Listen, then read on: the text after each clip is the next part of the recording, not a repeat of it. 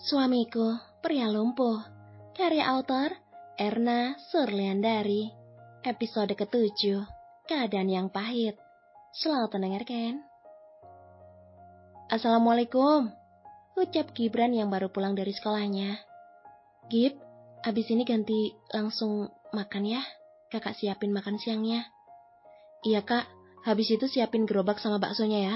Gibran mau jualan abis ini. Bapak mana? Tanyanya yang belum mengetahui keadaan sebenarnya. Syifa diam sejenak, lalu mengambilkan makanan dan mengantarnya ke kamar Gibran. Gib, makan dulu ya, tawar Syifa. Lah, taruh di sana aja, nanti Gibran ambil sendiri. Kakak mau ngomong, sini duduk. Ajak Syifa di ranjang kecil dengan kasur yang tipis itu. Kenapa? Kok kayaknya sedih banget? Tanya Gibran sembari menyendok makanannya. Ayah, di penjara sekarang, jawab Syifa. Lah, kok bisa? Ayah kan saksi, kenapa jadi tersangka? Tanya Gibran dengan begitu terkejut. Syifa pun menceritakan semua kronologisnya pada Gibran, berharap ia akan mengerti dengan keadaan saat ini. Dan Gibran harus sabar ketika ada orang yang akan membulinya nanti. Gibran itu gak pernah takut dibully, tapi Gibran takut kalau ayah di sana sakit. Ibu sudah sakit, jangan sampai ayah juga. Meski Gibran harus gantiin ayah jualan bakso setiap hari sepulang sekolah, tapi maunya ayah tetap di sini sama kita, Kak.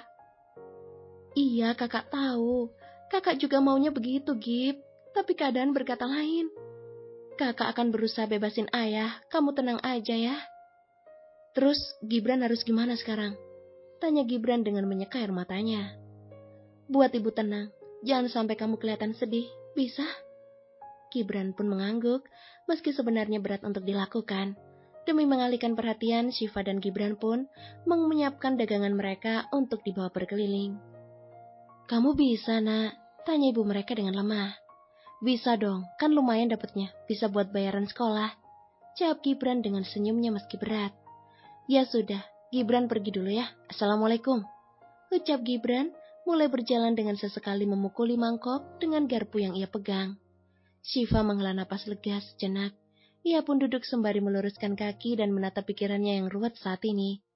Tapi, ada saja panggilan yang mengganggu istirahatnya.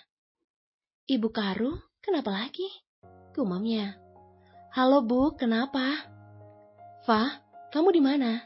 Di rumah, kenapa? Ada keadaan darurat kah? Tanya Syifa.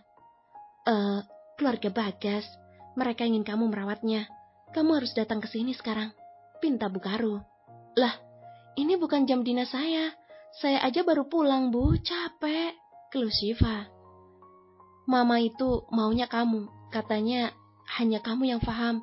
Ayolah, siapa tahu bisa meringankan hukuman ayahmu. Bujuknya. Seketika Syifa berpikir apa yang dikatakan Ibu Karu itu ada benarnya. Ia pun menyanggupi, lalu mematikan teleponnya untuk mengganti pakaiannya yang rapi. Setelah itu, Syifa berangkat ketika sebelumnya meminta izin pada sang ibu.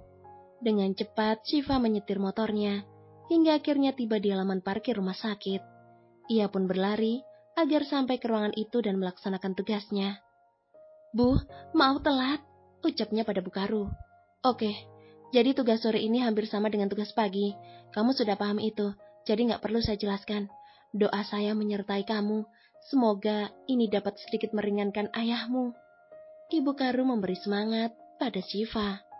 Syifa pun segera masuk dengan membawa trolinya, lalu memulai pekerjaannya lagi untuk merawat Bagas. Ia kembali dengan perkenalannya untuk merangsang pendengaran Bagas agar hafal dengan suaranya.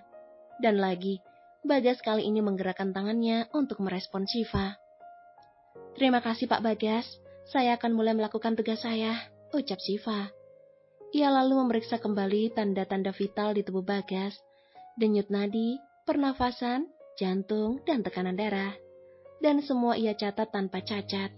Ia pun memeriksa urin bag yang diikat di bawah tempat tidur, lalu membuangnya setelah dicatat. Kamu harus jadi perawat anak saya. Saya akan cabut kontrak kamu di rumah sakit ini, dan kamu saya kontrak untuk anak saya. Bu, Tuan Bagas sudah menunjukkan tanda perkembangan. Mungkin sebentar lagi akan pulang dan dirawat di rumah.